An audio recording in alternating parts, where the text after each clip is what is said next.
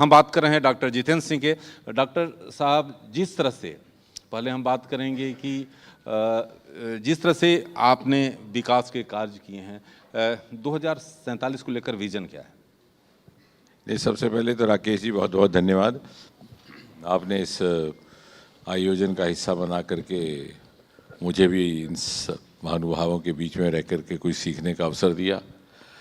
और जहाँ तक संबंध है सन 2047 का, जो आपने एक स्पेसिफिक बात पूछी है, तो जैसा कि हम सब जानते हैं कि 2047 के साल का बहुत बड़ा महत्व और अहमियत ये होने वाली है कि उस साल में भारत अपनी आज़ादी की 100वीं सालगिरह मनाएगा और निश्चय ही सारा विश्व उस समय आकलन करेगा कि हमारे 100 वर्ष की यात्रा कैसी रही, हमने क्या हासिल किया, क्या हासिल कर सकते थे, क्या हासिल हो सकता था, क्या और हो सकता था।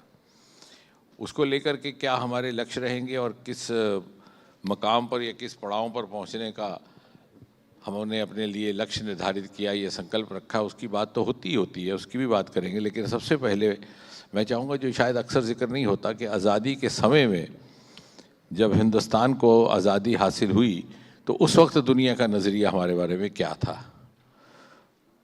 मिसाल के तौर पर उस समय यूनाइटेड किंगडम में विपक्ष के नेता विंस्टन चर्चिल थे। हाउस ऑफ कॉमन्स में बोलते हुए उन्होंने कहा था कि 50 साल के भीतर ही हिंदुस्तान इतना पिछड़ जाएगा कि उसका आप अनुमान नहीं लगा सकते। Go back to the ages of barbarism. इस प्रकार के अनुमान और भविष्यवाणियाँ की जा रही थी। There was so much cynicism about India's capability and capacity to manage itself without the colonial support or the colonial rule। उस बात को बखूबी नकारा है इस देश की सभ्यता ने, इसकी तहजीब ने। वो सबसे बड़ी उपलब्धि है। और उपमहाद्वीप से जो दूसरे देश बने थे, चाहे वो पाकिस्तान था, चाहे उसके बाद बांग्लादेश थे, उसका क्या हश्र हुआ मुझे कहने की आवश्यकता नहीं। लेकिन the resilience of democracy and the constitutional values which have sustained Mother India for nearly 100 years is itself a great achievement। और इसका श्रेय वर्तमान में आने से पहले मैं इस बात को भी दूंगा कि हमें बाबा अम्बेडकर जैसे एक विद्वान नसीब हुए और उनकी टोली, जिसने हमें विश्व का सर्वश्रेष्ठ संविधान दिया, which has stood the test of time। और ये भी एक काबिल तारीफ बात है कि इतनी दूरदेशी से उस संविधान की रचना की गई। कई उतार चढ़ाव भी आए, हमने इमरजेंसी का कालखंड भी देखा, उसके बावजूद भी प्रजातंत्र यदि जीवित रहा।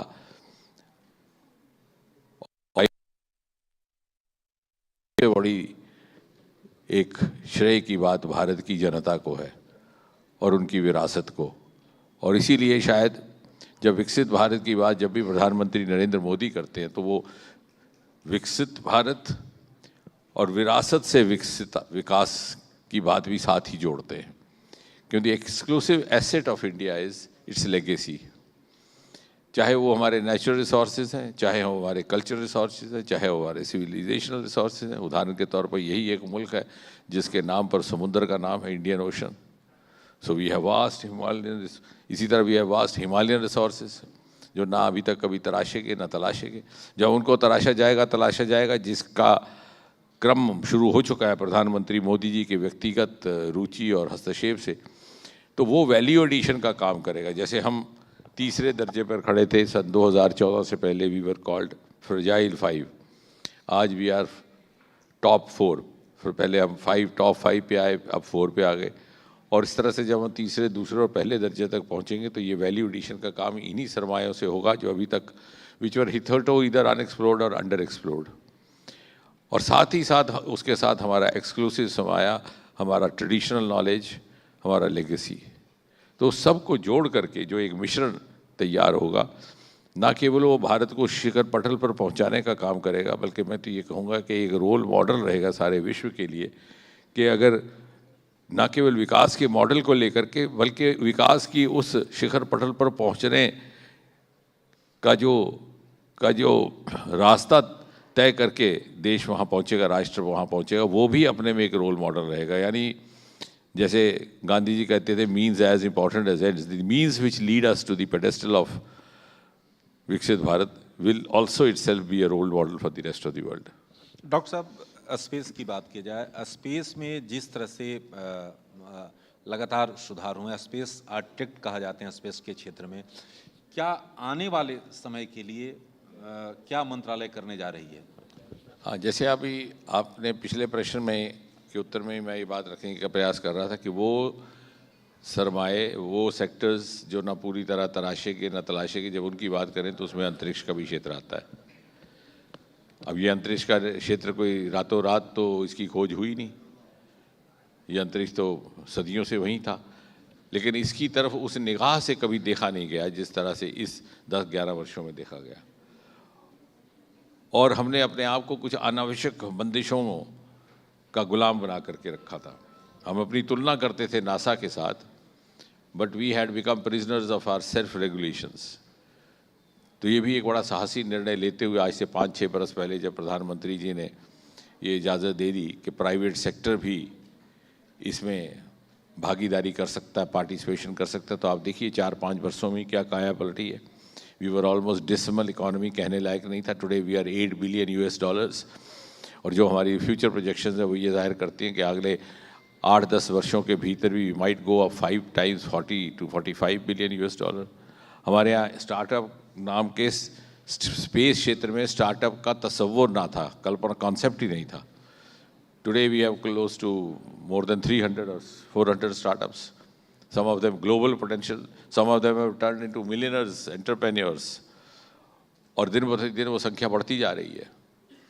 और space is going to be a very important contributor to the future economy of India। जैसे मैंने कहा कि जब हम 2047 की बात करते हैं तो यदि आप उसको वैज्ञानिक ढंग से सोचें तो ये भी सोचना पड़ेगा कि वो वैल्यू एडिशन कहाँ से होगी। तो एक space is going to be a very important component. जैसे स्पेस रहेगा, ओशंस रहेंगे, हमारे हिमालयन रिसोर्सेज रहेंगे जिनको शायद पूरी तरह से नहीं किया, तो ये सारे, और इसलिए ये संभव हो पा रहा है कि अब हमने ये तय किया है कि हम एक भौगोलिक भूमिका निभाने के लिए तैयार हैं, और विश्व ने भी इस बात को स्वीकार किया। Today we are among the first line nations the world. We are no longer followers, rather we are dropping cues for others to follow. उदाहरण के तौर पर अभी आपने स्पेस की बात की, तो भले ही चांद की धरती पर अमेरिका ने नील आर्मस्ट्रांग के नाम के एक मानव को सन 1969 में उतारा हो, लेकिन ये हमारा चंद्रयान था वो जो वहाँ से जल के होने की, पानी के होने का प्रमाण लेकर के आया, ना कि नील आर्मस्ट्रांग। यानी बहुत सारे बातों में, और या अभी भी जो इंटरनेशनल स्पेस स्टेशन में जो प्रयोग किए गए, उन जो एस्ट्रोनॉट्स वहाँ गए थे 4, उनमें से सबसे महत्वपूर्ण भूमिका हमारे यहाँ से गए हुए शुभांशु की रही, और जो उन्होंने प्रयोग किए उसकी किट्स यहीं से दिल्ली के ही एक इंस्टीट्यूट है बायोटेक्नोलॉजी का, वहाँ से दी गई, यानी किट्स भी इंडिजिनस थी। जो प्रयोग किए गए कुछ लाइफ साइंसेस को लेकर के किए गए, जैसे बायोजेनेसिस की मसल वेस्टिंग हो जाती है आमतौर से, आपने देखा अगर फ्रैक्चर भी हो जाए तो उसके बाद फिजियोथेरेपी करनी पड़ती है, उसके लिए क्या क्या नई स्ट्रैटेजीज हो सकती है। या जैसे मीडिया वालों के साथ भी एक ताल्लुक़ रखने वाला विषय कि सारा दिन अगर आप गैजेट्स इलेक्ट्रॉनिक देखें तो आपके फैकल्टीज़ पे क्या असर पड़ सकता है। तो ये सारे प्रयोग जो उसने किए वो उसी के एक हिंदुस्तानी के ज़िम्मे दिए, और जब वो वापस उसके नतीजे पहुंचेंगे तो उसका लाभ सारे विश्व को रहेगा। यानी जो विश्व बंधु भारत की बात करते हैं प्रधानमंत्री, वो भूमिका भी स्पेस के माध्यम से हमने अपने प्रमाणिक ढंग से निभाना प्रारंभ कर दिया है। तो कहने का तात्पर्य ये कि अब जब हम एक भौगोलिक भूमिका अपने लिए उसकी कल्पना कर रहे हैं, वो एनविसाज कर रहे हैं, तो हमें स्ट्रेटजीज़ भी ग्लोबल अपनानी होगी, हमारे मापदंड भी ग्लोबल होंगे, और इसीलिए हम प्राइवेट सेक्टर की तरफ बढ़ना शुरू हुए गत 10-11 वर्षों में, स्पेस में भी, दूसरे क्षेत्रों में भी, क्योंकि अब वो साइलोज़ का ज़माना ख़त्म हो गया, और इसके बाद कोई भी जो तरक्की होगी, कोई भी देश हो, वो एक इंटीग्रेटेड तरीके से होगी, क्योंकि सारी दुनिया सिकुड़ चुकी है, we are now part of a global world. अच्छा डॉक्टर साहब, डीप ओशन की चर्चा जिस तरह से लगातार है, और स्वतंत्रता प्राप्ति के बाद जिस तरह से इस क्षेत्र में काम नहीं हुआ, मोदी सरकार के नेतृत्व में, और ख़ास तौर पर जिस तरह से आपकी भूमिका रही, उसको लेकर क्या कहेंगे? क्या आने वाली योजनाएं हैं, साथ ही साथ क्या आपने अब तक उपलब्धियां इसमें? नहीं, आपने ठीक कहा हमारा समुद्री तट लगभग 11-12 हज़ार किलोमीटर लंबा है, जो शायद किसी को जानकारी भी नहीं है, क्योंकि हमने उस तरफ देखा ही नहीं। वो कहते हैं the eye see what the mind knows, तो जब माइंड को उसका तस्वुर ही नहीं था तो आंखों के आगे भी वो जलता। और 11-12 हज़ार लंबा किलोमीटर समुद्री ट्रस्ट कोस्टल एरिया, जो अपने में एक बहुत बड़ा सरमाया, अगर उसी को पूरी तरह से खोई दिया जाए तो मुझे लगता है कि बाकी की सारी इकॉनमी की पूर्ति वहाँ से हो जाती है। उसमें इतनी सारी संपत्ति छिपी हुई है। 12-13 राज्य तो हमारे बसते हैं समुंदर के तट पर। उसमें metals, minerals, fisheries, medicinal plants, क्या क्या कुछ नहीं है। इतने सोना चांदी और जवाहरात है उसके नीचे, और उसकी खोज भी अब पहली बार की है। डीप ओशन मिशन नाम का एक कार्यक्रम प्रारंभ किया गया, और जैसे मैंने कहा कि श्रेय बहुत सारी इन नए इनिशिएटिव्स का प्रधानमंत्री मोदी जी को जाता है, क्योंकि जब तक पॉलिटिकल डिस्पेंसेशन की तरफ से उस तरह की प्राथमिकता ना हो तो ये काम संभव आसानी से नहीं होता। तो प्रधानमंत्री ने, आपको शायद याद होगा कि एक मर्तबा नहीं बल्कि दो मर्तबा सन 2023 और 2024 में स्वतंत्रता दिवस के अपने संबोधन में लाल किले से डीप ओशन मिशन का जिक्र किया। अक्सर प्रधानमंत्री लोग इस तरह के विषयों को नहीं लेते, मगर वो ये शायद उसके पीछे ये भी भाव था कि लोगों को ये समझ आए कि आखिर ये है क्या। और मैं उस दिन विदेश से कुछ लोग आए हुए थे, एक प्रतिनिधिमंडल, तो मैं उनसे कह रहा था ऑस्ट्रेलिया से, तो मैंने कहा your country is known as Australia, your continent known as Australia, your island known as Australia, but your ocean not known as Australian Ocean, my ocean known as Indian Ocean। लेकिन जब हम अपने बीच हिंदुस्तानी परिवार में बैठे हैं तो शायद इसका एक ये भी महत्व होगा कि पुराने ज़माने में जब हमारे बुज़ुर्गों के वक्त में जब बैंक इत्यादि की व्यवस्था नहीं होती थी तो कोई गड्ढा खोद करके पेड़ के नीचे जो थोड़ा बहुत सरमाया होता था, सोना चांदी जवाहरात दबा देते थे, ताकि आने वाली पीढ़ियां जब कहीं पेड़ की छाया में बैठे तो आगे पीछे नज़र जाए तो देखे अरे साहब यहाँ कुछ खुदा हुआ तो उसको निकाल लें। शायद हमारे पूर्वजों ने भी इसीलिए इसका नाम हिंद महासागर रखा कि कभी कुछ पीढ़ियों के बाद सोच आएगी कि भाई ये इस नाम के पीछे का रहस्य क्या है, राज क्या है। और सच पूछिए तो वो सोच भी अभी आई 10-11 वर्षों में। और यकीनन, और जहाँ तक आपने पूछा आने वाले वक्त में एक बहुत ही रोचक एक जो हमने कल्पना की है वो ये है कि जैसे कि पहला मानव अंतरिक्ष में जाएगा सन 2027, संभवतः आरंभिक 3-4 महीनों में, लगभग उसी समय एक मानव डीप सी, जो सबसे ज़्यादा डेप्थ रहती है लगभग 6000 मीटर, वहाँ तक जाएगा। सो 1 Indian in the space and 1 Indian simultaneously deep sea.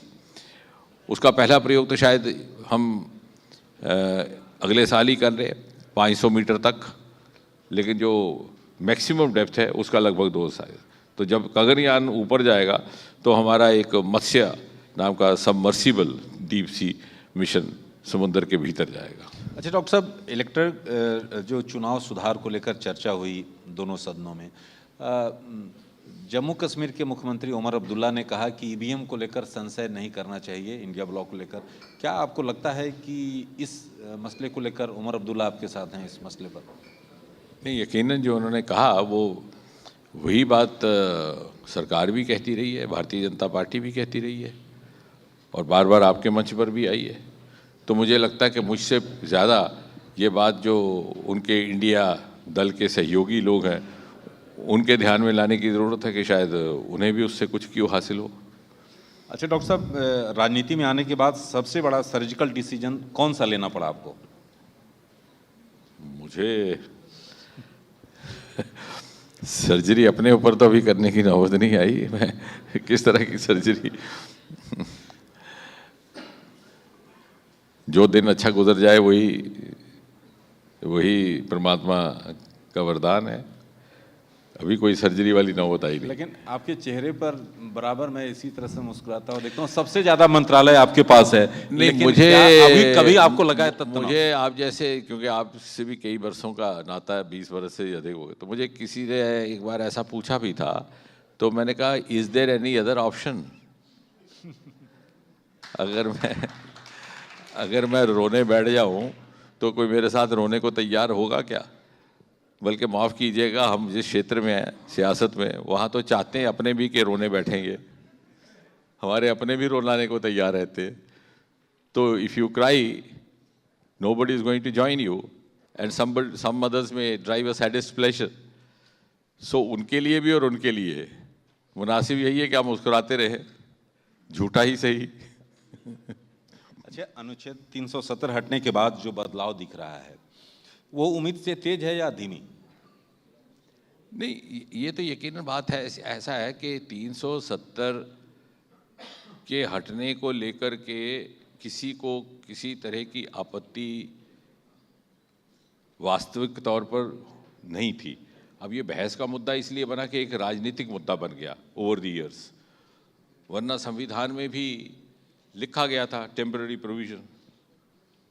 तो संविधान की जब इलेक्शन कॉन्स्टिट्यूशन असेंबली में जब श्यामा प्रसाद मुखर्जी ने पंडित जी से कहा, पंडित नेहरू से, कि हम इस पर एक बार पुनः विचार कर लें, तो पंडित जी ने यही कहा था, उनके एग्जैक्ट फ्रेज जो उन्होंने इस्तेमाल किया था कि डॉक्टर डोंट वरी, ये घिसते घिसते घिस जाएगी, कि ये दफ़ा घिसते घिसते घिस जाएगी, just for the time being let's get over the kind of circumstances that we are going through. क्योंकि उस समय आज़ादी के बाद जो आफ्टरमाथ था।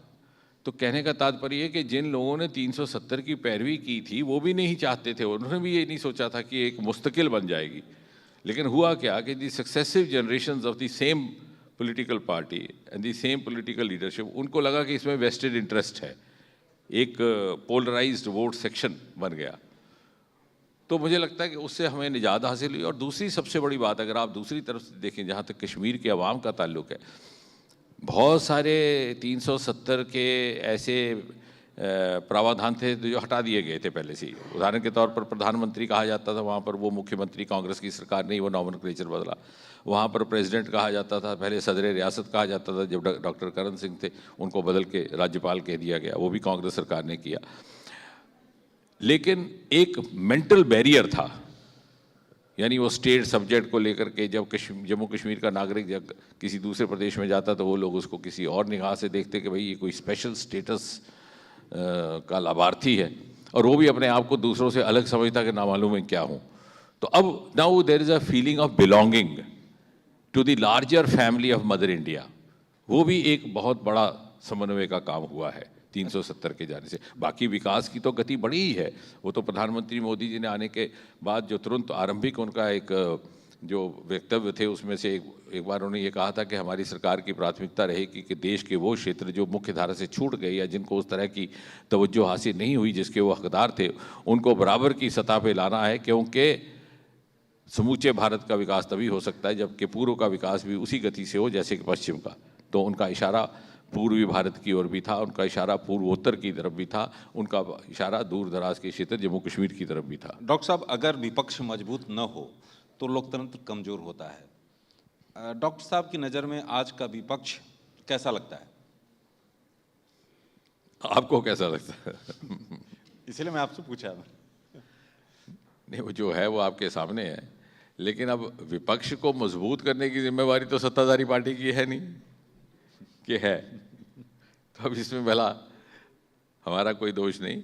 हाँ, ये कोई इसमें कोई संदेह नहीं कि एक सेहतमंद जमहूरियत के लिए, एक स्वस्थ लोकतंत्र के लिए सभी राजनीतिक दल अपना दायित्व जिम्मेवारी से निभाएं तो एक अच्छा वातावरण रहता है। लेकिन हर दल को अपना आप स्वयं ही संभालना है, हर परिवार को अपना आप स्वयं ही संभालना है। जैसे अंग्रेजी में कहा होता है कि every family is happy for similar reasons, every unhappy family is unhappy for a different reason. अब वो क्यों कमज़ोर हैं उसका मंथन चिंतन भी करना उन्हीं की जिम्मेवारी है, या वो कमज़ोर रहना चाहते हैं वही उनकी उसी दशा में अगर वो मुतमईन है, संतुष्ट है, तो उसमें भी हमें कोई आपत्ति नहीं। हमारे लिए तो एक अच्छा ही संकेत है। डॉक्टर साहब 2 मिनट समय लेंगे रैपिड राउंड में। अगर आज आप ओपीडी खोल दें तो ज़्यादा मरीज आएंगे या वोटर? बहुत अच्छा सवाल किया आपने। इनफैक्ट जब मैं पहली बार जब मुझे टिकट दिया गया तो ऐसी कॉन्स्टिट्यूंसी से दिया गया था जहाँ 3-4 बार हम हार चुके थे। तो हमारे मित्र, आप सब जानते हैं, उनका नाम कह लेंगे, तो मैंने वो फ़ोन लगा के कहा, साहब मुझे आपने फंसा दिया यहाँ पे, तो बोले कि नहीं, तुम 63,000 से जीतोगे या 65,000 से। तो बोले तुम्हारा जो पेशेंट फॉलोइंग है वो आउटसाइड द पार्टी लाइंस भी है, और यकीनन पहले इलेक्शन में 63,000 से जीता।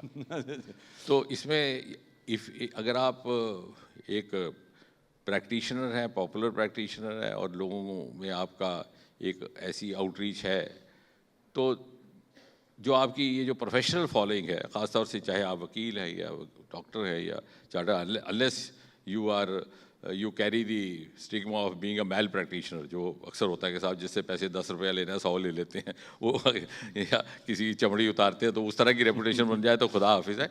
लेकिन otherwise if you are practising like a true practitioner, जैसे डॉक्टर BC रॉय के बारे में शायद बहुत से लोगों यहाँ मालूम ना हो कि जब डॉक्टर BC रॉय राजनीतिक पद पर आए तो तब तक वो प्रैक्टिस करते थे, और अर्ली 1940s में उनकी कंसल्टेशन फ़ीस 66 रुपये थी।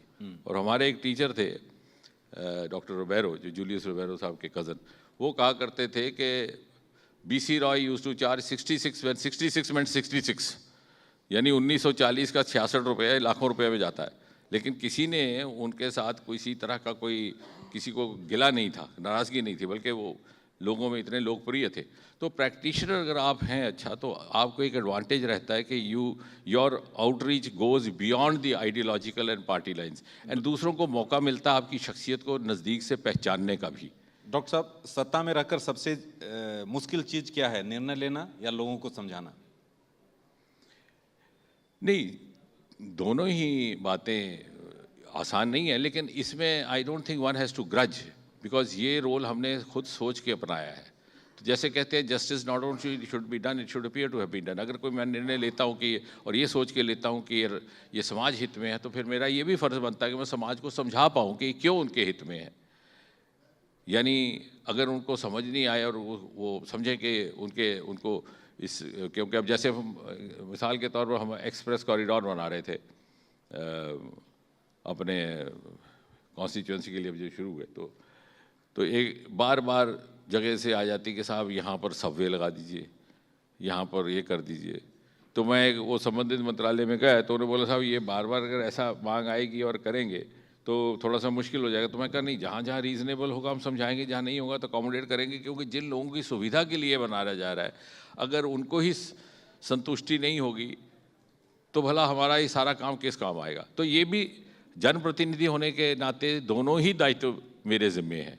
मैं निर्णय भी ऐसे लूँ, और आज के ज़माने में जो तर्क आधारित युग है, ये नहीं कि मैंने सोच लिया, तो आज तो बच्चा भी नहीं मानता माता पिता की। You have to reason out, इधर यू कन्विंस और यू गेट कन्विंस। जब हम युवा कार्यकर्ता थे तो कहा जाता था साहब इलेक्शन के दिनों में पार्क में जाइए, किसी बुजुर्ग के घुटनों का हाथ लगा दीजिए, वो जाके परिवार के वोट दिलवा देगा। आजकल ऐसा नहीं है। डॉक्टर साहब, आजकल बच्चा वो जाके बच्चे को घर कहता है तो बच्चा कहता है ये देखो फेसबुक पे, वो उल्टा हो जाता है। बस 30 सेकंड में दो बस, आप पुराने गज़ल गायकों जैसे मेहदी हसन, मोहम्मद रफ़ी और बेगम अख्तर के बहुत बड़े फ़ैन हैं। आपकी फेवरेट गज़ल कौन सी है? अभी इतने सारे बच्चे भी बैठे हैं। नहीं, सारे ही अच्छे हैं, सबकी अपनी अपनी गायकी है। मोहम्मद रफ़ी तो बहुत वर्सेटाइल थे, रोमांस से लेकर मेलंकली, गज़ल से लेकर के क्लासिकल। बेगम अख्तर का एक अपना ठुमरी का अंदाज़ था। मेहदी हसन की भी रेंज थी, उनका अपना था। और सबके लैंडमार्क्स रहे। जैसे मोहम्मद रफ़ी के बारे में ये कहा जाता है, जब उनकी इंतकाल भी हुआ तो किसी ने लिखा कि Rafi would be remember not for the great films that he song, but the great songs which is सung for films which never came into the public light. Picture flop हो गई, बंद होगी बननी, लेकिन गाना हिट हो गया। तो और बेगम अख्तर तो अपने ज़माने की थी, और मेहदी हसन तो सन 1970 के शुरुआत में उनका हुआ। तो फेवरेट आप कहें एक तो वैसे तो मेरे दिमाग में कोई ना कोई गज़ल घूमती रहती है, तो कहना मुश्किल। लेकिन अभी मैं दूसरे दिन पार्लियामेंट में बात चल रही थी तो मैंने वो अहमद फराज का मेहदी हसन का कह के, जब वो शायद इसी बात पर चर्चा थी तो वो स्पेस का ही था, तो ऑपोजिशन वॉकआउट किया, तो मैंने कहा कि वो मेहदी का अहमद फराज की गज़ल है कि किस किस को बताएंगे जुदाई का सबब हम। तू मुझसे खफा है तो ज़माने के लिए आ। तो मैंने कहा तू मुझसे खफा है तो शुभांशु के लिए आ। तो क्योंकि उस इंटरनेशनल, तो इस तरह से वो चूँकि दिमाग में चलता रहता है तो लबो लहजे में वो बात आ जाती है। या बेगम अख्तर में कि हम तो समझे थे कि बरसात में बरसेगी, खैर आगे नहीं बताऊंगा। डॉक्टर साहब, आप इतनी बेशकीमती हुई समय बरसात तो बरसात ने दिल तोड़ दिया कि वो बरसा ही नहीं जो हमने समझा था। तो इस तरह से कुछ ना कुछ घूमता रहता है हर वक्त, and that is a great buffer in fact. और रफ़ी का तो, लेकिन एक बहुत बड़ी बात यह है कि रफ़ी साहब ने जो भजन गाए, हम तो गज़ल की बात कर रहे हैं, वो लाजवाब है। और ख़ास तौर से एक भजन जो उन्होंने गाया, गाने वाले मुसलमान लिखने वाले मुसलमान, मन रे तू काहे ना धीर धरे, साहिर का लिखा हुआ। तो उस ज़माने के जो फ़नकार और कलाकार थे उनकी ये भी खूबी थी, या मन तड़पत हरि दर्शन को आज। तो मुझे नहीं लगता, एक युग ही अलग था। डॉक्टर साहब आए, आपने इतना समय दिया, इसके लिए बहुत बहुत धन्यवाद। धन्यवाद, धन्यवाद। बहुत बहुत शुक्रिया मैं आपका करता हूं डॉक्टर जितेंद्र सिंह जी। और मैं दरख्वास्त करता हूं कि chairperson the Sunday Guardian Foundation Aishwarya Pandit ji मंच पे आएँ और एक ख़ास तस्वीर के लिए ये जो यादगार